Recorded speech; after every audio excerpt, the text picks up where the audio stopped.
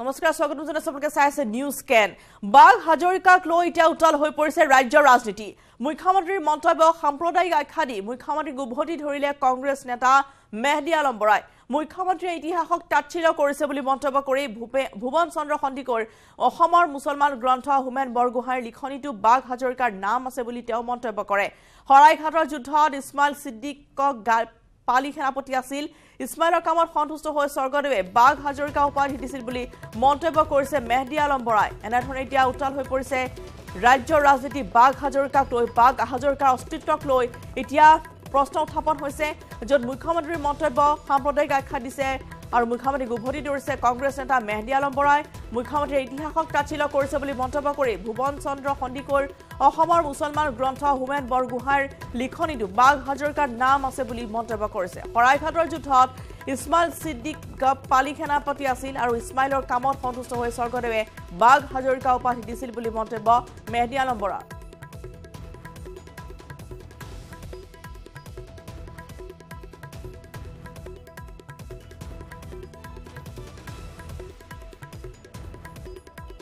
এটাই কথা ক'ব বিচাৰিছো যে বাঘ হাজৰিকা সম্পৰ্কত বুৰঞ্জীত নাই বুলি অসমৰ মুখ্যমন্ত্ৰীয়ে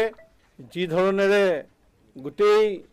ইতিহাসক তাচ্ছিল্য কৰিব খুজিছে ই এক দুৰ্ভাগ্যজনক বুলি আমি অভিহিত কৰিছো বুৰঞ্জীবিদ ডক্টৰ সূৰ্য কুমাৰ ভূঞাই স্বৰ্গদেউ ৰাজেশ্বৰ সিংহ গ্ৰন্থত লিখিছে যে ৰাম সিংহৰ আক্ৰমণৰ সময়ত উজনিত বাঘ হাজৰিকা নামেৰে এজন বীৰ পুৰুষ আছিল তেওঁ খুদা হাতেৰে বাঘ এটা কিলাই বধ কৰিছিল সেই দেখি তেওঁ বাঘ হাজৰিকা নামেৰে প্ৰখ্যাত হৈছিল এই বাঘ হাজৰিকাই মোগলৰ যুদ্ধ প্ৰণালী আৰু কৌশল জানিছিল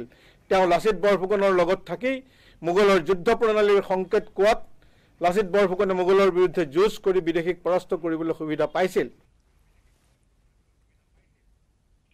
মুখ্যমন্ত্ৰী ডক্টৰ শৰ্মাৰ সমালোচনা অধ্যাপক আবু নাছিৰ সৈয়দৰ মুখ্যমন্ত্ৰীৰ মন্তব্যক ৰাজনৈতিক উদ্দেশ্যে প্ৰণোদিত আখ্যা দি এনে মন্তব্যৰ বিৰুদ্ধে প্ৰতিবাদ কৰিব লাগে বুলি মন্তব্য কৰিছে বছৰ ধৰি বাঘ হাজৰিকা মানে লাচিতৰ লগত যুদ্ধ কৰিছিলে নাই এই সম্পৰ্কে বিতৰ্কৰ সৃষ্টি কৰি থকা হৈছে আৰু গোটেই ট্ৰেণ্ডটো হৈছে কি তাৰ গতিধাৰাটো এনেকুৱা হৈছে যে বাঘ হাজৰিকা নামৰ কোনো মানুহে যুদ্ধত অংশগ্ৰহণ কৰা নাছিলে কিন্তু সেই তাৰ ইতিমধ্যে প্ৰমাণ আপোনালোকে পাইছে কিতাপৰ কথা মেহদী আলম বৰাই তেখেতে উল্লেখ কৰিছে মই নিজেও দেখিছোঁ পঢ়িছোঁ যে তেখেতৰ বাঘ হাজৰিকাৰ অস্তিত্বৰ বিষয়ে কোনো সন্দেহ নাই যদি কাৰোবাৰ কিবা সন্দেহ আছে তেওঁলোকে সেইবিলাক লিখি উলিয়াব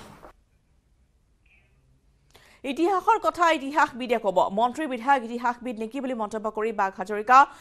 হাজৰিকা হৈ থাকিব বুলি মন্তব্য কৰিছে কাজী নিকিব আহমেদে ইতিহাসবিদে ক'ব এওঁতো ইতিহাসবিদ নহয় আৰু এওঁ ৰাজনীতিবিদ হয়নে নহয় মোৰ হাতত তথ্য নাই এমএলএ জিকাটো এমপি জিকাটো বেলেগ কথা এইটো গতিকে বাঘ হাজৰিকাৰ বিষয়ে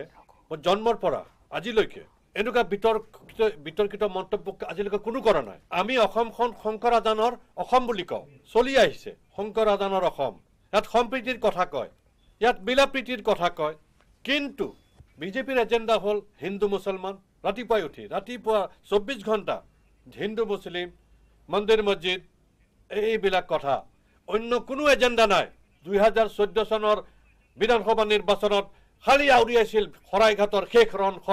শেষ ৰণ তাৰ পাছত আহিল 21ৰ ইলেকশ্যন তাত আহিল বেলেগ ইছ্যু মিউজিয়াম অসমীয়া কিবা এইবিলাক আহিলে এতিয়া 24ৰ ইলেকশ্যন আছে 26ৰ ইলেকশ্যন আছে গতিকে এইখন জাল তেওঁলোকে পাতিছে মানুহ ভাগ কৰিব তাৰ পাছত তেওঁলোকে নিৰ্বাচনৰ যেটো ক্ৰীম তেওঁলোকে খাবলৈ আশা কৰি আছে কিন্তু মই কওঁ নুমাবৰ সময়ত চাকিটো বেছিকে জ্বলে যেতিয়া পৰুৱাৰ পাখি গজে সি মৰে গতিকে 2024 চন 2026 চন এটা বিৰাট ডাঙৰ এটা মানে সমীকৰণ অধপতনটো হ'বই যেনেকে বাঘ হাজৰিকাক নিশ্চিন্ন কৰিব খুজিছে কোনে জানে বাঘ হাজৰিকা বিশ্ববিদ্যালয় তত্বাৱধানত এখন কমিটি গঠন হৈ বাঘ হাজৰিকা সন্দৰ্ভত গৱেষণা কৰক গৱেষণা কমিটিয়ে দাখিল কৰা প্ৰতিবেদন মানি লম বুলি মন্তব্য ৰফিক হুছেইনৰ কথাটো হৈছে যে বিশ্ববিদ্যালয় এখনৰ তত্বাৱধানত এটা ৰিপৰ্ট লওক প্ৰতিবেদন লওক সেই প্ৰতিবেদনখনে আমি মানি লম নহয় জানো মানি লম কাৰণ এই বস্তুটো লাচিত মহাবীৰ লাচিত বৰফুকন বাঘ হাজৰিকা লৈ আমি বিতৰ্ক হোৱাটো নিবিচাৰোঁ কাৰণ তেওঁলোক হৈছে যোদ্ধা শৰাইঘাটৰ যুদ্ধ কৰিছিলে আৰু যুদ্ধ কৰি অসমৰ সাৰ্বভৌমত্বটো ৰক্ষা কৰিছিলে গতিকে এই যুদ্ধ কাৰ লগত লাগিছিলে আচলতে ৰামসিংহৰ লগত লাগিছিলে মোগলৰ লগত লাগিছিলে আমি অসমীয়া মানুহে যুদ্ধ কৰিছিলোঁ গতিকে আমি সহজ সৰলভাৱে এই কথাটো ক'ব বিচাৰিছোঁ তেখেতে ইয়াত বিতৰ্ক কৰি লাভ নাই তেখেত এজন অসমৰ মুখ্যমন্ত্ৰী হয় তেখেতে তেনেকুৱা কথা শোভা নাপায় আচলতে তেখেতৰ মুখত গতিকে আমি এইটো কথাই তেখেতলৈ অনুৰোধ জনাইছোঁ তেখেতে আমি যিটো কথা কৈছোঁ বিশ্ববিদ্যালয় এখনৰ তত্বাৱধানত গৱেষক অধ্যাপকক লগত লৈ এটা প্ৰতিবেদন তেওঁলোকে দিয়ক সেই প্ৰতিবেদন আমাৰ ভাবিছোঁ অসমৰ ৰাইজে মানি ল'ব আৰু এতিয়া আমি ভাবোঁ যে এই প্ৰতিবেদনখন আমাৰ সপক্ষে হ'ব কাৰণ বাঘ হাজৰিকাক কেতিয়াও আজিলৈকে অসমীয়াই নুই কৰা নাই আৰু বাঘ হাজৰিকা বিতৰ্কত প্ৰতিক্ৰিয়া প্ৰকাশ কৰিছে বাঘ হাজৰিকা ফাউণ্ডেশ্যনৰ কাৰ্যকৰী সভাপতি AN সালেহুদ্দিন আহমেদ হাজৰিকাই উজনি অসম মুছলিম কল্যাণ পৰিষদৰ কাৰ্যকৰী সভাপতি প্ৰকাশ কৰিছে প্ৰতিক্ৰিয়া MI বৰাই এতিয়া যুদ্ধ হয় তাত সেনাপতিজন সদায় পিছত থাকে আৰু সদায় হত্যাগ্ৰহত সেনাপতিজন আগত থাকে আপোনালোকে এইটো ভালকৈ জানে সেই সময়ত বাঘ আপোনাৰ লাচিত বৰফুকন নৰিয়াত পৰি আছিল আপুনি যুক্তি যদি যায় সেই সময়ত নৰিয়াত পৰি আছিল আৰু সেই সময়ত বহুতো ৰজাঘৰীয়া বহুতো আহোম বিষয়া ৰামসিংহৰ লগ দিছিলে বহুত গতিকে লাচিত বৰফুকনে নিজৰ মানুহকে বিশ্বাসত ল'ব পৰা নাছিলে কিন্তু মুছলমান যিবিলাক আছিলে যিসকল মুছলমান আছিলে আপোনাৰ মহম্মদ তালিছৰ বুৰঞ্জী হিত পাইছে যে তেওঁ অসমীয়া মানুহৰ লগত লোকেল মানুহৰ লগত মিলিবলৈ ভাল পাইছিল গতিকে তেওঁলোকক বিশ্বাসত লৈছিলে আৰু বাঘ হাজৰিকা সেইকাৰণে লগত ৰাখিছিলে যিহেতু কাক অন্যৰ ওপৰত বিশ্বাস হেৰুৱাই দিছিলে তেওঁ এনেকুৱা এটা কাৰণত গতিকে এইটো ইয়াৰ পিছত আৰু আমাৰ মাননীয় মুখ্যমন্ত্ৰীয়ে যদি কয় কিবা নিজৰ কিবা কথাত যদি নাকচ কৰে তেনেহ'লে সেইটো আৰু 2017 চনৰ অসম বিধানসভাৰ শীতকালীন অধিৱেশনত সেই সময়ৰ তদানীন্তন মুখ্যমন্ত্ৰী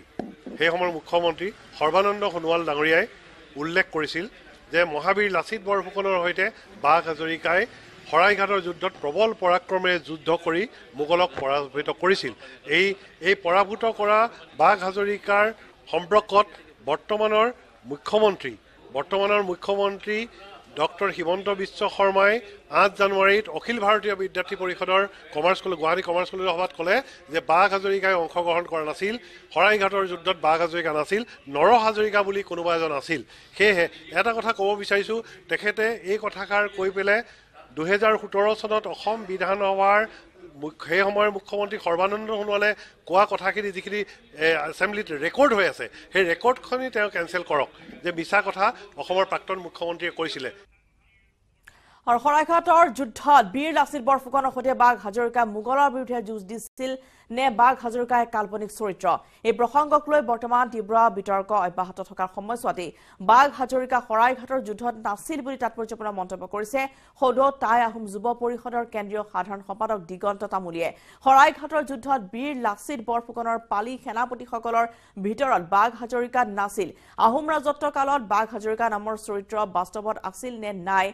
নিশ্চিত ক'ব নোৱাৰি কিন্তু এই বিষয়ে অধিক অধ্যয়ন গৱেষণাৰ প্ৰয়োজন আছে বুলি মন্তব্য দিগন্ত তামুলীৰ শৰাইঘাট যুদ্ধত লাচিত বৰফুকনৰ লগতে 22 জনকৈ পালিসেনা আছিল সেই 22 জনৰ মাজত নাছিল বাঘ হাজৰিকাৰ নাম বাঘ হাজৰিকা চৰিত্ৰটো প্ৰকৃততে কাল্পনিক নে সঁচাকৈয়ে বাঘ হাজৰিকা আছিলে তাক লৈ বৰ্তমান তীব্ৰ বিতৰ্ক অব্যাহত আছে বিশেষকৈ শৰাইঘাটৰ যুদ্ধত বীৰ লাচিত বৰফুকনৰ সহযোগ কৰা সকলৰ ভিতৰত বাঘ হাজৰিকা আছিল নে এয়া কেৱল এক কাল্পনিক চৰিত্ৰ হৈ ৰৈছে তাক লৈ বৰ্তমান তুমুল বিতৰ্ক অব্যাহত আছে ৰাজ্যজুৰি আৰু মোৰ কাষত আছে বৰ্তমান সদৌ টাই আহোম যুৱ পৰিষদৰ কেন্দ্ৰীয় সাধাৰণ সম্পাদক দিগন্ত তামুলীও যথেষ্ট এই বিষয়ত অধ্যয়ন কৰিছে আমি জানিব পৰা মতে আপুনি কি ক'ব কি ভাবে বাঘ হাজৰিকাৰ চৰিত্ৰটো কাল্পনিক চৰিত্ৰ নে বাস্তৱ প্ৰথম কথা হ'ল যে যিখন নিৰ্ণায়ক শৰাইঘাটৰ ৰণ 1671 চনৰ এই নিৰ্ণায়ক ৰণখনত 22টা পালিত 24 জন পালি সেনাপতিৰ নাম আছে আৰু এই 24 জন পালি সেনাপতি নামৰ ভিতৰত বাঘ হাজৰিকা বা ইছমাইল ছিদ্দিকীৰ নামটো নাই এইটো এটা সত্য কথা আৰু এইটো বুৰঞ্জীসন্মত কথা আৰু দ্বিতীয়তে শৰাইঘাটৰ ৰণৰ ৰামসিংহ অসমলৈ যুদ্ধৰ নেতৃত্ব বহন কৰাৰ আগতে কেইবাখনো চেগাচুকা ৰণ হৈছে 1667 চনৰ পৰা আপোনালোকে জানে কাজলী দুৰ্গ হওক বা ইটাখুলি দুৰ্গ হওক এইবিলাক যেতিয়া আক্ৰমণ কৰিছিলে প্ৰথমে যেতিয়া লাচিত বৰফুকনক যেতিয়া সেনাপতি পাতি চক্ৰধৰ সিংহই গুৱাহাটী অধিকাৰ কৰিবলৈ পঠিয়াইছিলে, লগত আতন বুঢ়াগোহাঁই গৈছিলে, উত্তৰ পাৰে আতন বুঢ়াগোহাঁই নেতৃত্ব লৈছিলে। 1667 চনৰ পৰা কেইবাখনো চেকা যুদ্ধ হৈছে। এই যুদ্ধসমূহত বহু স্থানীয় মুছলমান যোদ্ধাই সহযোগ কৰিছে, বহুত কেইজনে সৰু সুৰা গোটক নেতৃত্ব দিছে, চুৰবচা সৈন্যৰ তেওঁলোকে গোটক নেতৃত্ব দিছে। গতিকে ইয়াৰ মাজত ক'ৰবাত হয়তো বাঘ হাজৰিকা থাকিব পাৰে। গতিকে বাঘ হাজৰিকা ওপৰত এটা বিজ্ঞানসন্মত বুৰঞ্জীসন্মত অধ্যয়নৰ আৰু গৱেষণাৰ নিশ্চয় প্ৰয়োজন আছে। আমি একেষাৰে বাঘ হাজৰিকা আমি কাল্পনিক চৰিত্ৰ বুলি ক'ব বিচৰা নাই, কিন্তু সঁচা কথা ক'বলৈ গ'লে শৰাইঘাটৰ যিখন নিৰ্ণায়ক যুদ্ধখন, এই যুদ্ধখনৰ 22টা পালি 24জন পালি সেনাপতিৰ নাম তালিকাত কিন্তু বাঘ হাজৰিকাৰ নাম নাই। আৰু দ্বিতীয়তে আৰু এটা কথা হ'ল যে বুৰঞ্জীবিলাকত বহু উল্লেখযোগ্য ঘটনা কেতিয়াবা 2টা বা 3টা শব্দ বা কেতিয়াবা এষাৰী বা দুষাৰী বাক্যতে ৰখা হৈছে। কাৰণ আপোনালোকে দেখিব বহু স্বৰ্গদেউ বিষয়ে মাত্ৰ আপুনি 15-20 শাৰীৰ ভিতৰতে বহুত স্বৰ্গদেউ কাৰ্যকাল বৰ্ণনা আছে। গতিকে পাছৰ পৰ্যায়ত এই 2-3টা বুৰঞ্জীত উল্লেখিত 2-3টা শব্দ বা এষাৰী দুষাৰী বাক্যৰ ওপৰত পৰৱৰ্তী পৰ্যায়ত সৰু বা ডাঙৰ বহুত বুৰঞ্জী গৱেষণাৰ পাছত লিখা হৈছে, বা অন্যান্য যিবিলাক দাঁতিয়লীয়া বুৰঞ্জী বা অন্যান্য যিবিলাক ৰাজবুৰঞ্জী বা ৰাজ প্ৰশাসনৰ লগত জড়িত কাকত পত্ৰ অধ্যয়ন কৰি এইবিলাক পাছত বুৰঞ্জীবিলাক ৰচনা কৰা হৈছে। গতিকে বুৰঞ্জী এখন কেতিয়াও পুনৰ্নিৰ্মাণ বা বুৰঞ্জী এখন বিকৃত কৰাটো সম্ভৱ নহয়। হয়তো গৱেষণাৰ যোৱা তাৰ লগত 2-এটা কথা হয়তো সংলগ্ন কৰিব পৰা যায়। গতিকে বাঘ হাজৰিকাৰ ক্ষেত্ৰত আমি ক'বলৈ গ'লে বাঘ হাজৰিকাৰ শৰাইঘাটৰ ৰণত নিৰ্ণায়ক যুদ্ধ তেখেত নাই, আৰু বাঘ হাজৰিকাৰ চৰিত্ৰটো কাল্পনিক বুলি আমি একেষাৰে ক'ব বিচৰা নাই। এই ক্ষেত্ৰত এটা বাস্তৱসন্মত, বিজ্ঞানসন্মত আৰু বুৰঞ্জীসন্মত এটা অধ্যয়নৰ প্ৰয়োজনীয়তা আমি অনুভৱ কৰিছোঁ। আৰু মুখ্যমন্ত্ৰী ডক্টৰ হিমন্ত বিশ্ব শৰ্মাই কৈছে যে সূৰ্য কুমাৰ ভূঞাৰ যি ৰচনা কৰিছিলে বুৰঞ্জী, তাত বাঘ হাজৰিকাৰ চৰিত্ৰটো উল্লেখ আছে যদিও সেয়া জনশ্ৰুতিমূলকভাৱেহে তেওঁ উল্লেখ কৰি গৈছে বুলি কৈছে। তাৎপৰ্য চাওক, সেই কথাটোৱে যে এখন মহাযুদ্ধত বহু হাজাৰ বীৰে তাত যুদ্ধত অংশগ্ৰহণ কৰে। সেই সময়ত আমাৰ খাচী হওক বা আজি জয়ন্তীয়াসকল হওক বা সেই সময়ত তাত থকা কোচহাজোৰ সকলে হওক বা কছাৰীসকলে হওক, বহু তাত স্থানীয় ৰাণীৰ লুকি দৰঙৰ ৰজা বহুত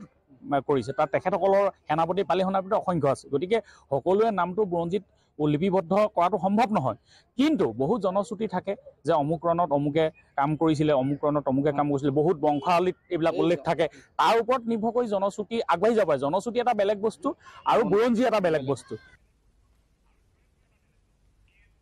10 টকাৰ মুদ্ৰা সঞ্চয় কৰি নিজৰ এটা সপোন পূৰণ কৰিলে এজন যুৱকে। সোণাৰীৰ চাহিদুল হক নামৰ যুৱকজনে 10 টকীয়া মুদ্ৰা সঞ্চয় কৰি শ্বৰুমৰ পৰা ক্ৰয় কৰিলে এখন 4-চকীয়া বাহন। ডিব্ৰুগড় কুমাৰণী চিগাৰ বৰাহ অটোমোবাইলৰ পৰা ক্ৰয় কৰিলে বাহনখন। সকলো কাম বাদ দি শ্বৰুমত মুদ্ৰা গণনাত বহিল এক কৰ্মচাৰী। প্ৰায় এটা বেলা মুদ্ৰা গণনাৰ অন্তত বাহনখন গতালে চাহিদুল হকক।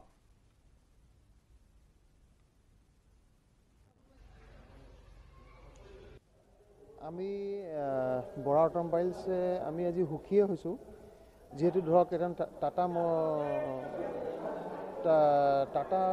প্ৰডাক্ট এটা কিনিবৰ কাৰণে মানুহে ইমানখিনি কষ্ট কৰি, যিহেতু ধৰক তেখেতে নিজৰ উপাৰ্জনৰ পৰা এটা পইচা কইন জমা কৰি 1.5 লাখ টকা গোট খুৱাই টাটা গাড়ীখনে যে চিলেক্ট কৰিছে তাৰ কাৰণে আমি খুব ধন্যবাদ তেখেতসকলৰ মিষ্টাৰ শহীদুল হকৰ ওপৰত। তেখেত একচুৱেলি সোণাৰীৰ হয় আৰু তেখেতে আপোনাৰ মাৰ্কেট লটোৰ কাৰণে নিজে গাড়ীখন নিজে চলাব বুলি ইমানখিনি কষ্ট কৰি গাড়ীখন লৈছে। আমি অন্তত সুখী যে তেখেতক আমি গাড়ীখন দিব পাই। আমাৰ যথেষ্ট কষ্ট হ'ল, গোটেই ষ্টাফে লাগি পেলাই আমি কইনখিনি আমি জমা কৰিলোঁ, আজি কাউণ্টিং কৰিছোঁ। কাউণ্টিং কৰি তেখেতক ডিমোৰ মাহমৰা চাহ বাগিচাত উত্তেজনা। এটি 3মহীয়া শিশুৰ মৃত্যু কেন্দ্ৰ কৰি উত্তেজনাপূৰ্ণ পৰিস্থিতিৰ সৃষ্টি হয়। শীতত 3মহীয়া অসুখীয়া শিশুক লৈ বাগিচালৈ গৈছিল মাতৃ। বাগিচাৰ পৰিচালকে বাধ্য কৰোৱাইছিল বোনাছ ল'বলৈ। ঠেটুৱৈ ধৰা জাৰত মৃত্যু হৈছে শিশুটিৰ। মৃত সন্তানক কোলাত লৈ বাগিচা ঘেৰাও কৰিছে বাগিচাৰ শ্ৰমিকে। বাগিচাৰ পৰিচালক বিৰিঞ্চি ভৰালীৰ বিৰুদ্ধে অভিযোগ উত্থাপন হৈছে। পুনৰ জনাইছো এক ব্ৰেকিং নিউজ। ডিমোৰ মাহমৰা চাহ বাগিচাত উত্তেজনা। এটি 3মহীয়া শিশুৰ মৃত্যু কেন্দ্ৰ কৰি সৃষ্টি হ'লে উত্তেজনাৰ। শীতত 3মহীয়া অসুখীয়া শিশুক লৈ বাগিচালৈ গৈছিল মাতৃ। বাগিচাৰ পৰিচালকে বাধ্য কৰাইছিল বোনাছ ল'বলৈ আৰু ঠেটুৱৈ ধৰা জাৰত মৃত্যু হৈছে কণমানিটিৰ। মৃত সন্তানক কোলাত লৈ বাগিচা ঘেৰাও কৰিছে বাগিচাৰ শ্ৰমিকে। বাগিচা পৰিচালক বিৰিঞ্চি ভৰালীৰ বিৰুদ্ধে অভিযোগ উত্থাপন হৈছে।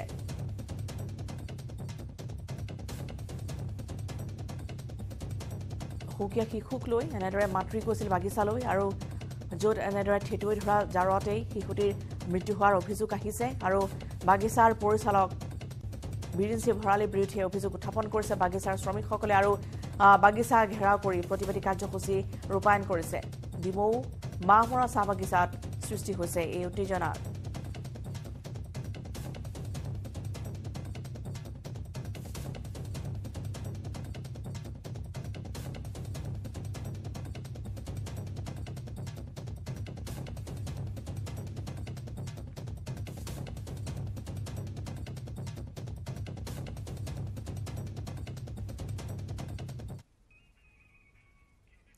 আৰু অসমীয়া হেঁপাহৰ ভোগালী বিহুলৈ মাজত মাত্ৰ এটা দিন বিহুৰ প্ৰাকখনত গোৱালপাৰা চহৰৰ কলিতাপাৰৰ মৃণাল দাসে প্ৰস্তুত কৰি উলিয়াইছে গৰু আৰু ম'হৰ প্ৰায় 1600 লিটাৰ বাঁহৰ চুঙাৰ দৈ প্ৰতি বছৰে মৃণাল দাসে বিহুৰ সময়ত নিজ গৃহত এনেদৰে বাঁহৰ চুঙাৰ দৈ তৈয়াৰ কৰে এই দৈসমূহ গোৱালপাৰা চহৰৰ লগতে বিভিন্ন প্ৰান্তলৈ পঠিওৱা হয়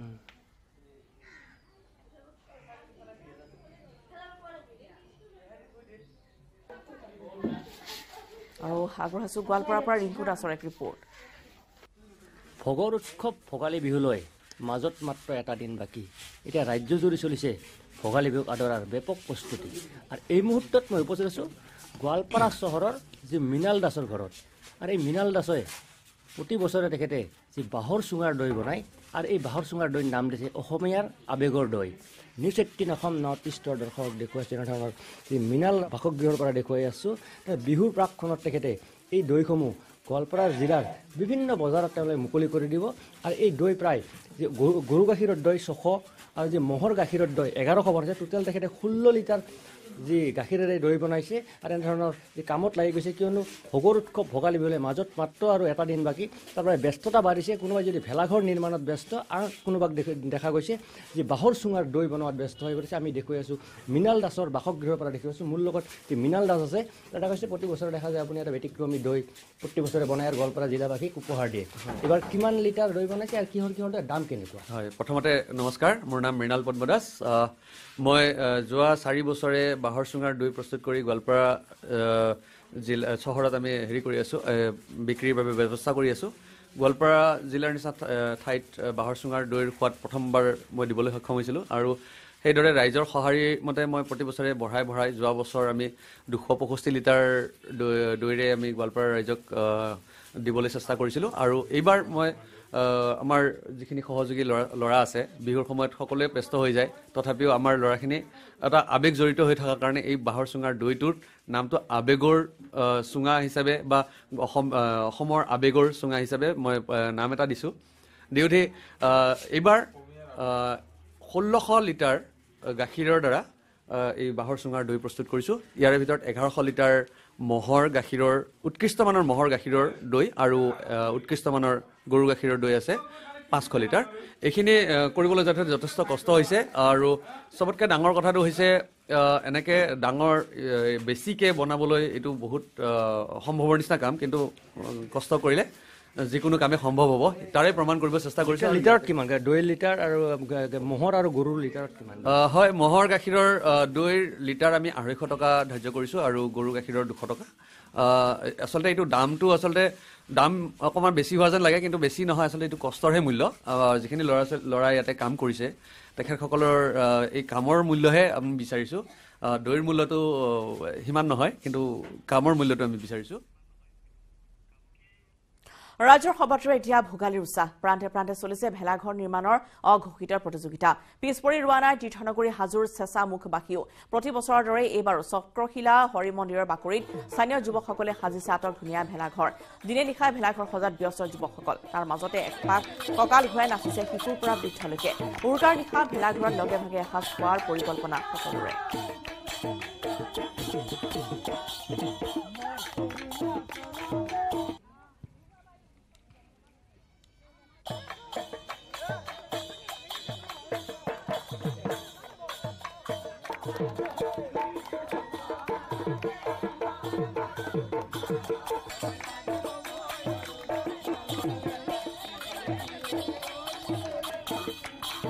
প্ৰথমতে আমি চক্ৰশিলা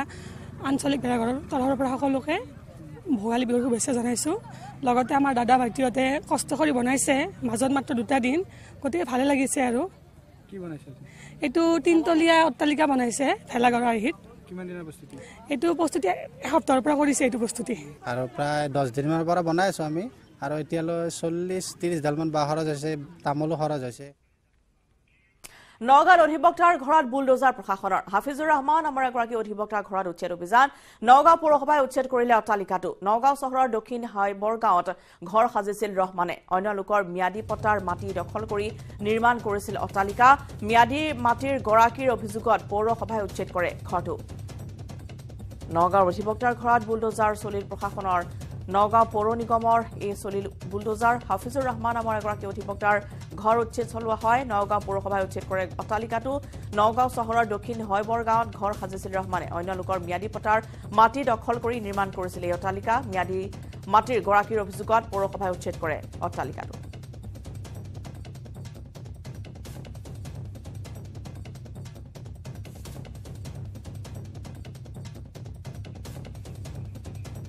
নগাঁও অধিবক্তাৰ ঘৰ চলিল প্ৰশাসনৰ বুলডোজাৰ। দৃশ্য দেখুৱাইছো নগাঁও চহৰৰ হৈবৰ গাঁৱত এনেদৰে লোকৰ ম্যাদীৰ মাটিত অট্টালিকা নিৰ্মাণ কৰিছিল এগৰাকী অধিবক্তাই আৰু সেই অধিবক্তাৰ বাসগৃহতে চলিল উচ্ছেদ অভিযান। এনেদৰে নগাঁৱত এগৰাকী অধিবক্তাৰ ঘৰত বুলডোজাৰ চলিল প্ৰশাসনৰ। হাফিজুৰ ৰহমান নামৰ এগৰাকী অধিবক্তাই আনৰ মাটিত সজিছিল আনৰ ম্যাদী পট্টা মাটি দখল কৰিছিল আৰু নিৰ্মাণ কৰিছিল এই অট্টালিকাটো। এটা বিয়াগুম অট্টালিকা, যিটো অট্টালিকাত ইতিমধ্যে চলিল প্ৰশাসনৰ বুলডোজাৰ। ম্যাদী মাটিৰ গৰাকীৰ অভিযোগ আৰু সেই অভিযোগৰ পিছতেই পৌৰসভাই এই অট্টালিকাটো উচ্ছেদ কৰিছে। ঘৰটো উচ্ছেদ কৰা দেখিবলৈ পোৱা গৈছে।